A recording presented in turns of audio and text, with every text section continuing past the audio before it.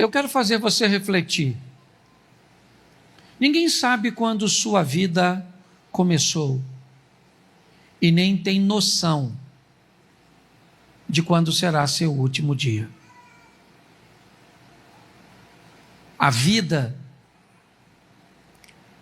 ela é um ambiente que Deus não dividiu com ninguém a seu respeito.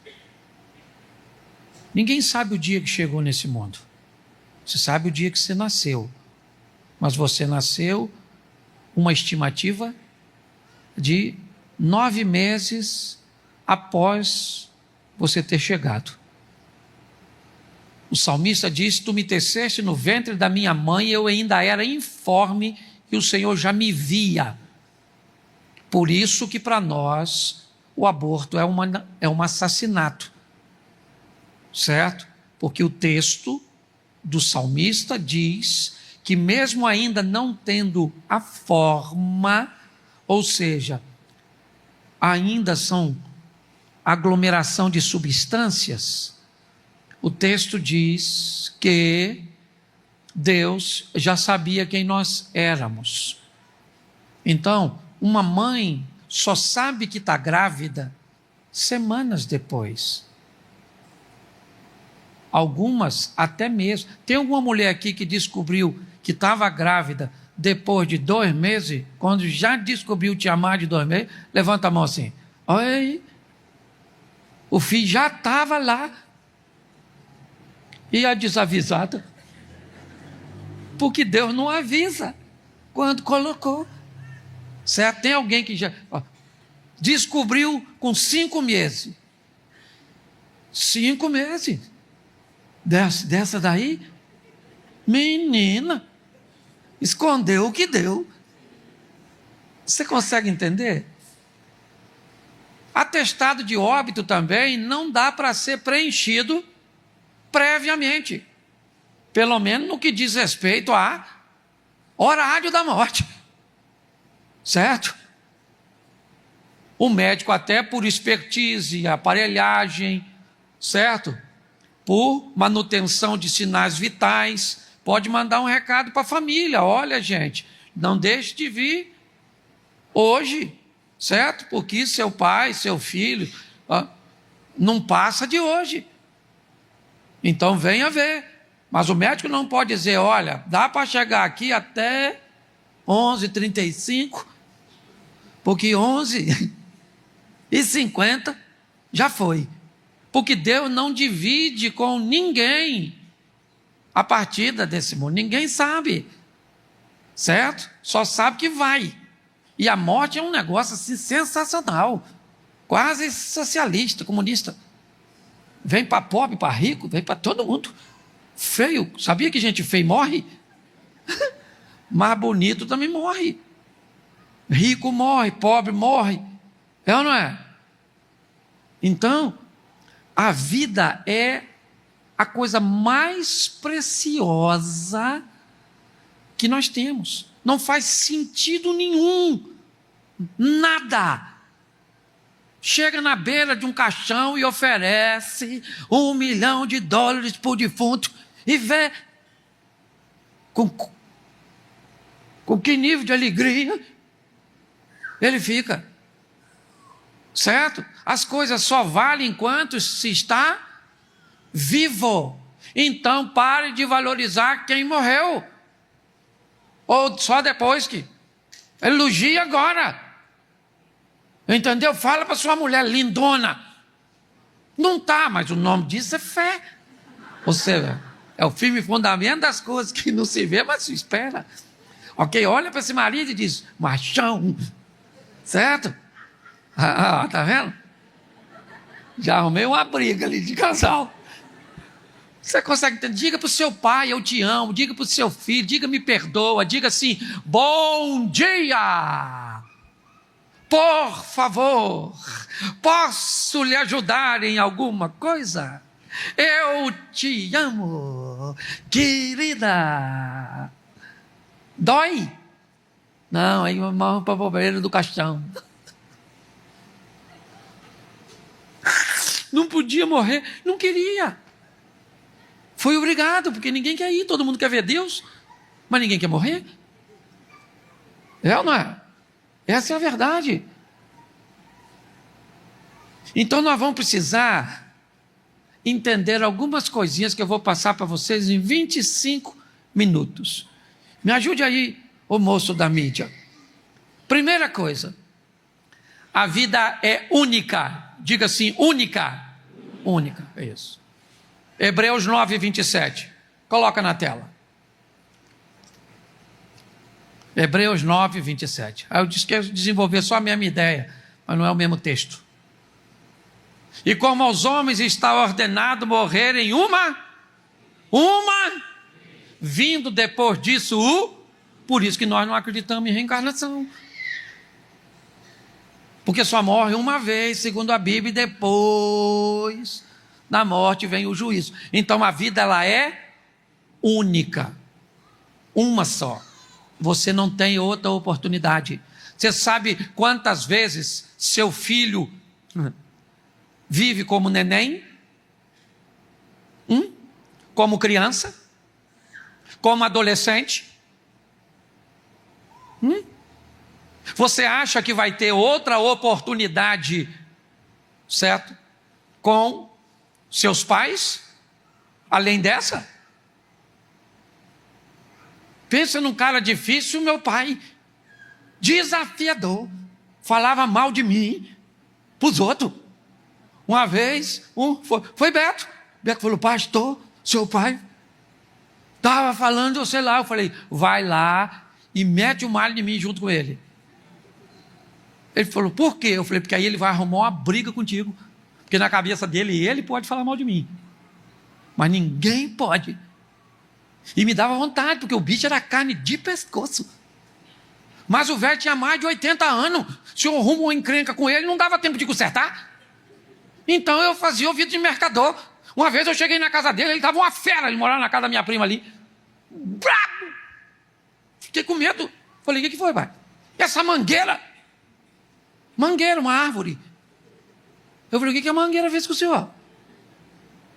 Ele falou, essa mangueira, rapaz, acabei de varrer a golinha mesmo. Fui lá dentro, voltei, olha como é que tá. Eu falei, pai, quer que corta? Eu nem podia, porque a casa não era minha, mas eu estava querendo ver onde é que ele iria ir. Eu falei, o senhor não envelheceu.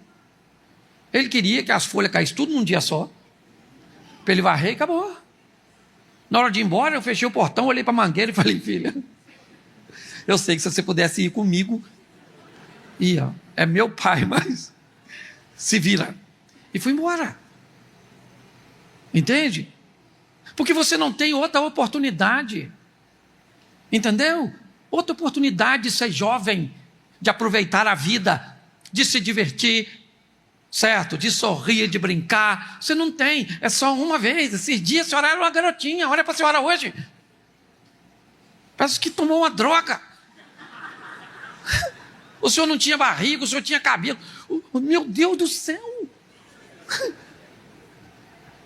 Esse dia eu me vi no espelho, só de cueca, eu falei, sai desse corpo, que ele não te pertence.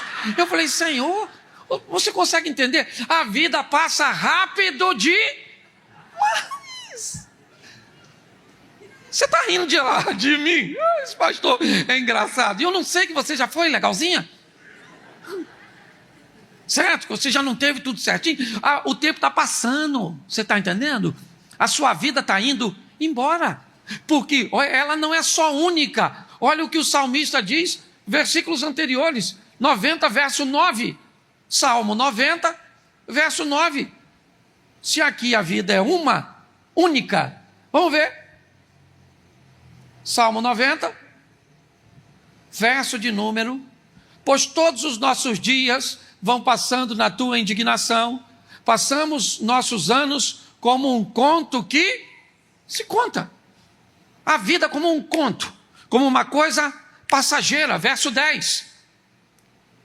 Os dias da nossa vida chegam a 70 anos, e se alguns pela robustez chegam a 80 anos, o orgulho deles é canseiro e enfado, pois cedo se corta e vamos voando. A vida é única, a vida é curta e a vida é rápida. numa vida única, curta e rápida, você não tem outra chance. Você tem que aprender a viver o mais rápido possível. E entenda uma coisa: sua vida foi entregue a você no ventre de uma mulher. Deus entregou a você. Alguém teve tutela, ou tem até hoje, dependendo da sua idade, mas a vida foi entregue a você, e é você que vai devolver a sua vida. É você. Entendeu? Quem vai entregar depois a sua vida é você. E Lucas 12:20, coloca por favor. Lucas 12, verso de número 20. Mas Deus lhe disse: louco, esta noite te pedirão a tua alma, e o que tens preparado? O que você preparou? Para quem será? Um dia você vai ter que devolver a vida que Deus te entregou e que confiou a você. Certo? E aí esse texto está perguntando: o que você tem preparado, para quem será? Quem? Como? Na hora de devolver? Vou devolver para quem? É isso mesmo, luz ou trevas? Para onde? Deus te entregou, mas na hora que você vai devolver, Ele não vai aceitar, a não ser que o que você preparou, a forma que você resolveu viver, foi a forma correta. Então eu vou te dar 7 recomendações. Se você gosta de anotar, certo? Eu te recomendo. Mas eu vou te dar 7 coisas que você não deveria desprezar. Mas qual é a recomendação bíblica para isso? Aí eu vou no Salmo 90, verso 12, um texto usado, né, pela Mary no primeiro culto. Vamos lá? Salmo 90, verso 12. Ensina-nos a contar os nossos dias de tal maneira que alcancemos corações sábios. O que é um coração? Ou o que é uma pessoa sábia? Nós vamos entender que você pode estar vivo, mas pode não estar vivendo. Você pode estar vivo, mas pode não estar vivendo. Você pode estar casado, mas pode não estar vivendo um casamento.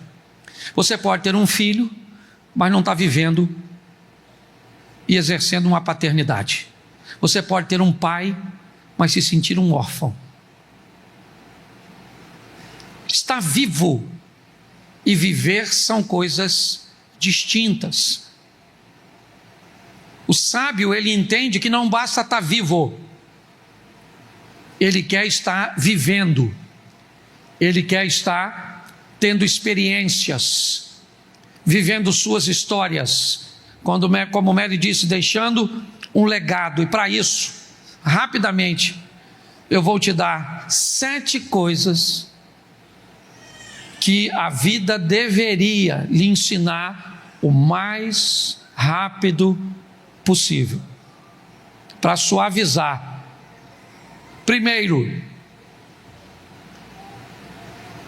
Primeira coisa, se você quer viver bem,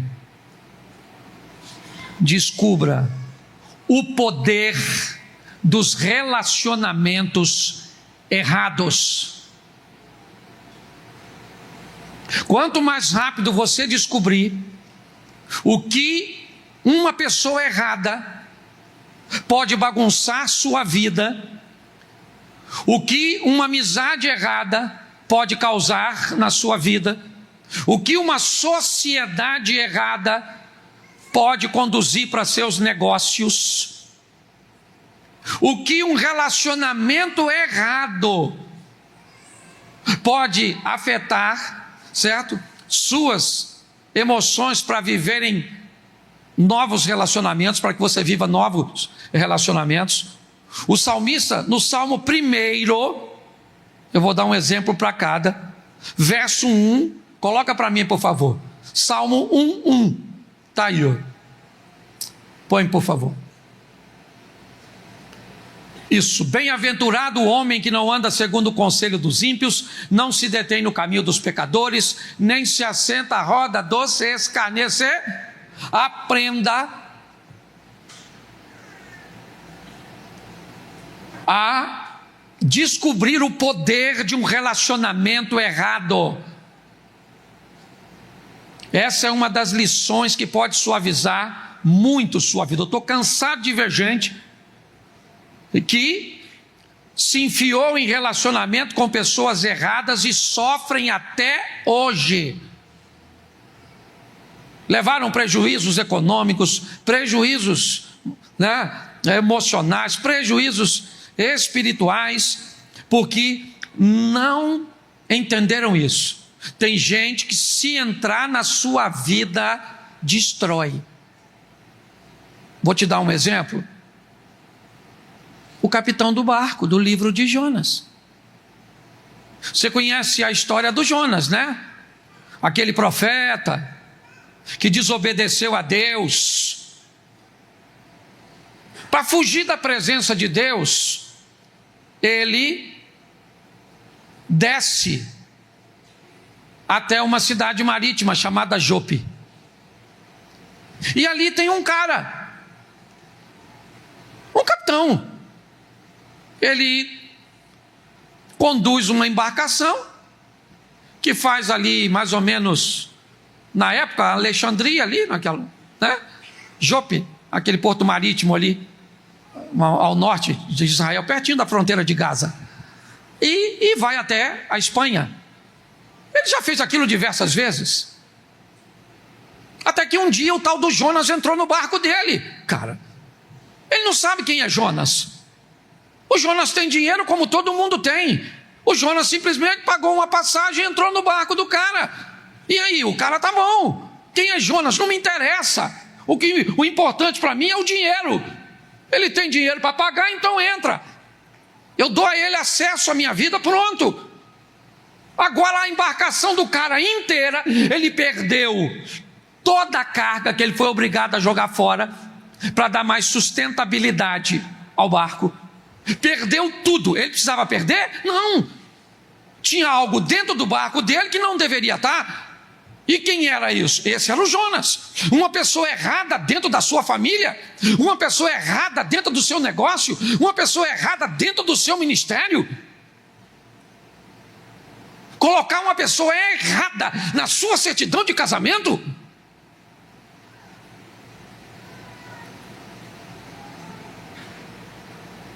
Mas elas são tão importantes para Satanás. Uma pessoa errada é tão importante para Satanás que um filho é capaz de negligenciar os conselhos dos pais, a orientação dos magistrados na escola, o conselho, certo, de familiares com mais experiência. Porque Satanás sabe, se colocar uma pessoa errada na vida de uma criança, se colocar uma referência errada na vida de um adolescente, se colocar uma pessoa errada no lugar certo, é capaz de fazer estragos irrecuperáveis. Então não brinque.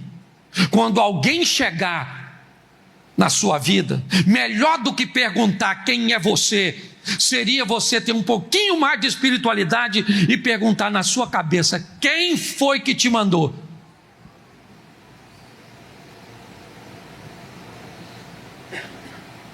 Porque bendito é o que vem em nome do, então maldito é o que não vem. Identifique isso. Número 1. Número 2, quer sofrer menos, certo? E viver bem, descubra o valor da sua identidade. Quem não sabe quem é um prato fácil, é massa de manobra. Trocou as cores da estação, acabou com você. Agora você tem que trocar todo o seu guarda-roupa, porque as cores, os modelos, agora mudou tudo, porque alguém estabeleceu tendências. Quando você tem dificuldade de saber quem você é, você vai ser obrigado a se moldar o que as pessoas estão dizendo. Vou te dar 2 exemplos aqui. Mateus 16, 13. Mateus 16, verso 13. E chegaram a Jesus as partes de Cesareia de Filipe, e interrogou os seus discípulos, dizendo: quem dizeis os homens ser o Filho do Homem? Verso 14. Eles disseram: uns João Batista, outros Elias, outros Jeremias, né? Ou um dos profetas. Isso é o que diziam a respeito de Jesus. Dizia que Jesus era glutão, comilão. Dizia que Jesus tinha demônio, sim ou não? Que ele era um charlatão, sim ou não? Sim. Por que Jesus nunca teve problema com isso? Você nunca viu Jesus discutindo com ninguém sobre isso. Sabe por quê? Porque ele sabia quem ele era. Uma vez, ao ser batizado, ele ouviu uma frase que dizia o quê? Você é meu filho amado. Quantas vezes Deus disse isso para Jesus? Quantas? Uma vez só. Uma vez. E acabou. Mas logo assim que ouviu, a mensagem estava fresca. Foi uma vezinha só. Jesus vai para o deserto. Qual é a frase dita por Satanás 3 vezes no deserto a Jesus? Se tu és o Filho de Deus. Ué, como assim se eu sou? Se eu acabei de escutar que eu sou. A vida dele foi sendo questionada quem ele era. E é assim comigo e com você. Diga nessa sociedade louca que você é feliz. Diga, ouse falar que você é feliz. Fale. Sai por aí dizendo eu sou feliz. E alguém vai falar: ô, para de palhaçada, rapaz. Que feliz, rapaz. Só esse negócio de ser feliz. Você não pode ser feliz. Engraçadinho. Feliz. Mentira. Por quê? Porque quando você é feliz, você quebra o sistema. Porque presta atenção, o feliz, eu deixei meu celular lá em cima. Esses dias o cara perguntou, já tem um tempinho já, o garoto me perguntou que número meu celular era. Aí eu falei: meu celular eu acho que é 14. Aí ele falou: você não tem 15 não? Eu falei: não, 15 não, tem 14, é só um, baixo. Mas admiro o senhor, hein? Pastor assim, famoso, celular 14. Aí eu comecei a ficar sem graça, né? Como eu tenho um 14? Eu falei: mas esse negócio de 15 aí faz o quê? Não, 15. Eu falei: Pro, Plus, sei lá. Eu falei, mas o meu liga direitinho. Mas é 14? Pô, aí eu já comecei a ficar...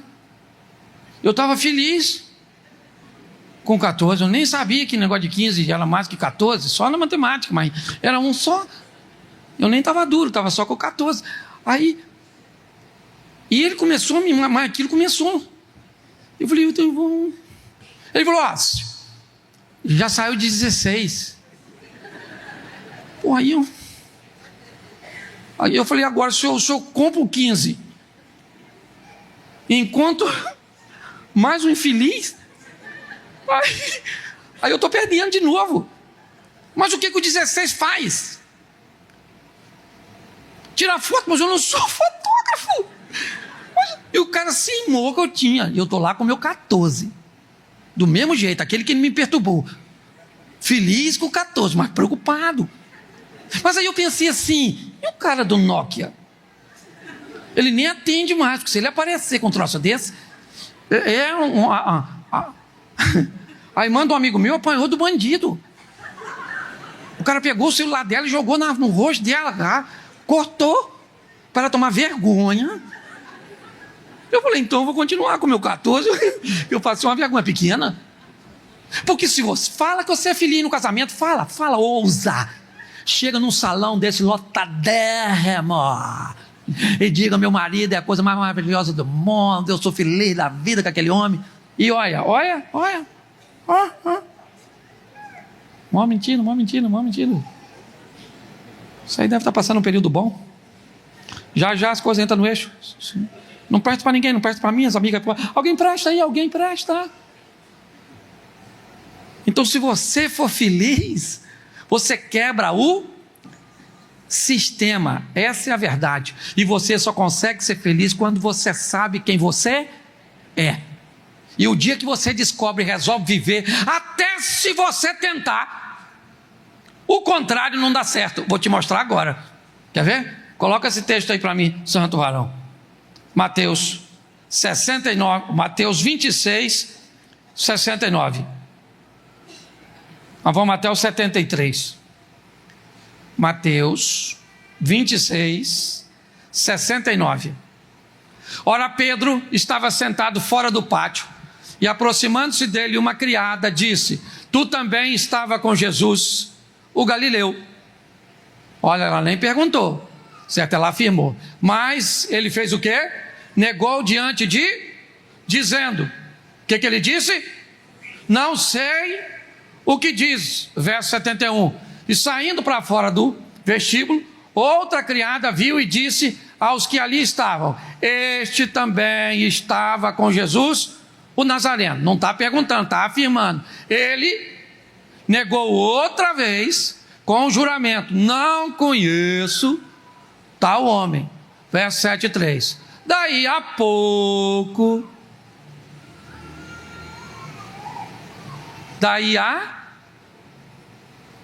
bom, vamos entender o que está acontecendo aqui. Duas pessoas deram uma identidade para Pedro. Qual era? Pedro é parceiro de Jesus. Pedro caminhava com ele, sim ou não? O primeiro Pedro disse só aqui? Não. Da segunda vez a mulher afirmou, ele começou a mudar seu vocabulário, começou a perder sua identidade. Aí todo mundo ficou quieto e esperou por um tempo. Que tempo é esse? O tempo para observar Pedro direito. Ficou todo mundo quietinho, vendo como ele se comportava. Então, dentro de pouco tempo, aproximaram-se os que ali estavam e disseram a Pedro: verdadeiramente, também tu és deles, pois a tua fala te denuncia.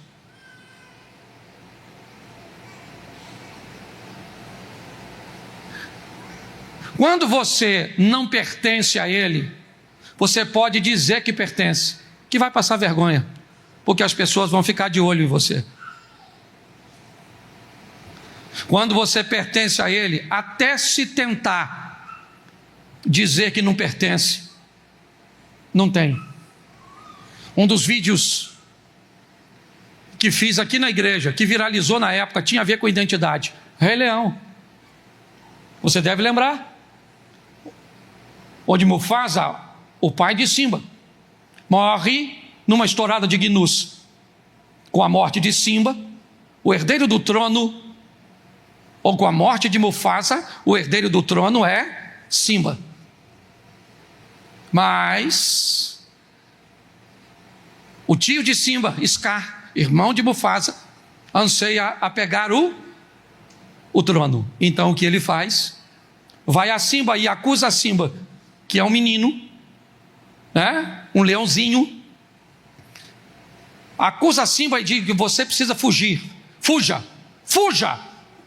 Você é o culpado. Simba então foge, encontra um porco e um suricato, Timão e o Pumba, que agora estão amedrontados ao ver aquele leãozinho, e convence Simba de que ele não é leão, e que ele deve viver a vida dissolutamente. Ele então perde a identidade, e ao invés de ser um carnívoro, vai comer larvas, levando pedras e troncos e comendo lagartas. O tempo passa, o macaquinho aparece, e diz para Simba: eu sei quem você é, eu conheço você. Ele disse: não, você é Simba, é filho de Mufasa. Ele disse: não, isso é passado. Mas quando ele descobre agora a sua identidade novamente, ele volta lá e assume o que é seu. O tempo inteiro, este mundo pós-moderno está tentando nos moldar ao que eles querem. Não pensem, pensem que pensem. Pensem exatamente o que nós queremos que você pense, da forma que nós queremos que você pense. É assim que funciona. É isso que nós temos visto o tempo inteiro. Ninguém consegue ser feliz se não tiver uma identidade formada. Terceiro, para nós andarmos, me dá aí mais 7 minutinhos e eu termino. Normalmente eu não passo do horário, mas hoje eu vou precisar rapidinho. Não vou perder mais tempo aqui não. Filipenses 4:8. Vou dar só os textos, e se você quiser anotar aí depois você. Filipenses capítulo 4, verso 8. Terceira dica que eu quero te dar, que você não deve esquecer, a gente. Filipenses 4:8. Quanto ao mais, irmãos, tudo que é verdadeiro, tudo que é honesto, tudo que é justo, tudo que é puro, tudo que é amável, tudo que é de boa fama, se há alguma virtude e se há algum louvor, nisso pensai. Terceira dica: fuja das informações negativas. Está aí. Se é bom, vamos lá? Se é verdadeiro, honesto, justo, puro, amável, boa fama, se tem virtude, se tem louvor, coloca para dentro. Não tem como ter uma vida saudável ouvindo o que você ouve, lendo o que você lê. Não tem como. Não tem uma mente saudável que consiga ver esses reality shows. Não tem como ter uma mente saudável e tranquila vendo programas como essas reportagens. Não existe isso. Por quê? Porque o que está ali não é justo, não é de boa fama. Então não tem como ter uma boa qualidade de vida emocional, não. Você precisa. Isso eu aprendi com o Padre Léo. Tem algum católico aqui nos visitando? Levante a mão, por gentileza. Tem? Isso aí. Lembra dele? Padre Léo? Penda, Padre Léo me ensinou uma coisa numa das suas palestras: nunca diga, vou assistir televisão. Sempre diga, vou assistir um programa de televisão. Porque quem assiste televisão, assiste o que passa. Quem assiste um programa de televisão, seleciona aquilo que vai assistir. Então pare de ouvir tudo, porque mesmo sem notar, isso interfere demais na sua saúde. E é bíblico. Se não tem todos esses requisitos, não pense nisso, certo? Se tem nisso, pensai. 4. Dê mais importância à sua vida do que à vida dos outros. Quer ir bem? Mateus 7,3. Mateus capítulo 7, verso 3. E por que reparas tu no argueiro que está no olho do teu irmão? Deixa eu te falar, está uma pouca vergonha. A vida do outro virou espetáculo. Principalmente os famosinhos. Eles agora filmam eles no hospital. Eles estão no hospital. E com o celular filmando o procedimento. E assim, ó. Aí não dá tempo de viver a sua. Então você quer ir bem na sua vida? Bota a sua vida na frente da dos outros. O texto está dizendo aí, antes de ficar olhando a vida dos outros, aí o que o texto quer dizer, não é só o defeito não, é pare de olhar a vida dos outros e passa a olhar mais a sua, porque fulano engordou, e a senhora que está acabada, o outro que está vivendo desse jeito, o outro está fazendo isso, o outro está fazendo aquilo, o filho do outro, e o seu? Você não tem olho para olhar o seu não. Então, você quer ir bem, fica de olho na sua, ela é a mais importante, ou pelo menos deveria ser para você. Eu estou falando porque eu escuto isso. Às vezes a pessoa vem falar mal do outro, eu fico olhando assim, eu falo, não acredito. É que eu sou pastor, eu também não quero brigar com a pessoa para ela ir embora. Mas eu olho para a vida da pessoa, eu falo, não. Eu vou falar para ela, mas aí eu falo, se eu falar para ela, eu sou igual a ela, que ela está falando mal dos outros, e eu sei as besteiras que ela faz. Aí eu vou falar para ela, falar, você não tem nem condição de falar. Então torne a sua vida mais importante que a dos outros. 5, já estou terminando. Crie bem seus filhos. Salmo 127. Coloca aí verso 3. Salmo 127, verso 3. Quer ir bem na sua vida? Deixa eu falar uma coisa para você. Se não quiser criar bem filho, eu vou te dar um conselho: não tenha.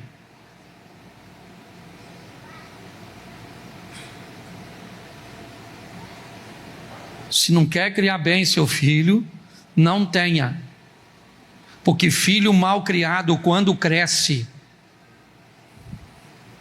eis que os filhos são herança e o fruto do ventre, o seu galardão. Verso 4.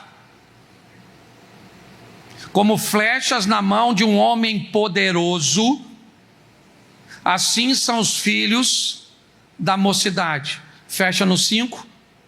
Bem-aventurado o homem que enche dele a sua aljava, não serão confundidos, mas falarão com os seus inimigos à porta. Crie bem seus filhos. Crie bem, primeiro para ser um indivíduo temente a Deus, depois para ser um cidadão de bem para a sociedade.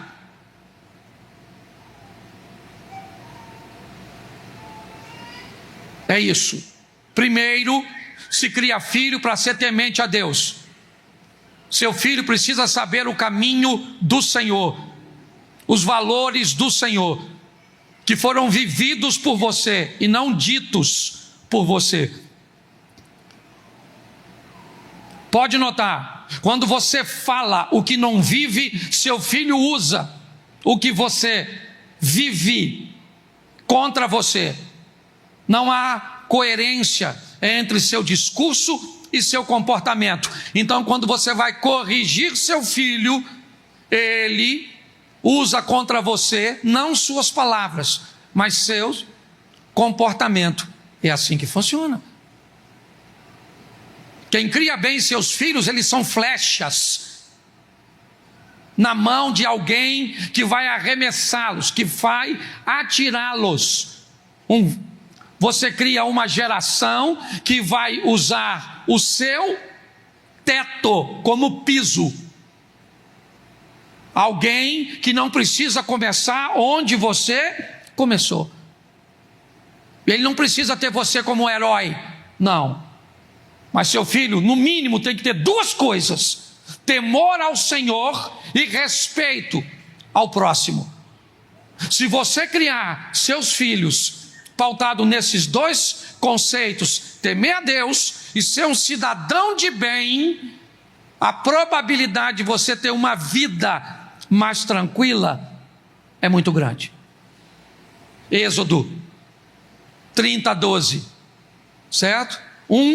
Dos 10 mandamentos, é o 6º, aqui para com vocês: cuide bem de seus pais. Não interessa se ele é grosso, se ele é burro, se ele já fez isso com você, fez aquilo. Ele foi participante, junto com sua mãe, para colocar você no mundo. Talvez não dê para dar a seu pai tanto acesso, porque a Bíblia diz que nós devemos honrar pai e mãe, mas a Bíblia também nos alerta que devemos dar honra a quem merece honra, certo? Mas por menos honrado que seja um pai, uma mãe, eles ainda precisam receber a honra de ter sido participantes, de ter te colocado neste mundo. Isso traz bênçãos de Deus para a sua vida. Por que é que você acha que o único mandamento com promessa é esse? Porque esse seria o que mais geraria problema para as pessoas. A promessa só está nesse, porque Deus sabe o quão desafiador foi ao longo de toda a história relacionamentos entre pais e filhos, traumáticos. E por último, 7º, quer ir bem? Muito cuidado. Levanta a mão todos os solteiros. Solteiro, você, isso, levanta a mão assim mesmo, levanta a mão assim, isso, muito cuidado ao escolher um cônjuge. Olha, estou terminando. A maior desgraça, tem até fundo, a maior desgraça não é viver sozinho, não. Aliás, as pessoas mais perigosas deste mundo são consideradas aquelas que aprenderam a conviver consigo mesmo. Pode notar. Mas olha, solteiro, escolhe direito, examine direito, converse com o ex. Viu um garotinho e tal, gostou do rapaz? Não acredita na internet não. Até hoje, porque os filtros hoje também estão cão. Inteligência artificial, voz, nego mexe em tudo. Você marca um encontro com Brad Pitt e encontra com Pedro e Lara. Você está entendendo? É um troço assim.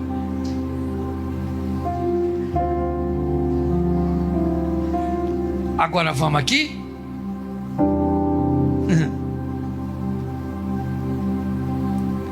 Se você levar a sério e tirar do seu caminho as pessoas erradas,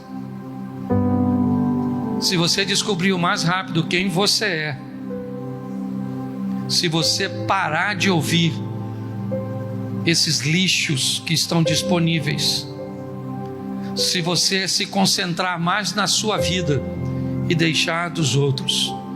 Para quem tem filhos, se você criar bem seus filhos. Para quem não tem filhos, mas tem seus pais, se você cuidar bem de seus pais, sua vida vai ser uma maravilha. Se você souber escolher um cônjuge, aí virou um paraíso. Se não, filho, vai chorar, bebê.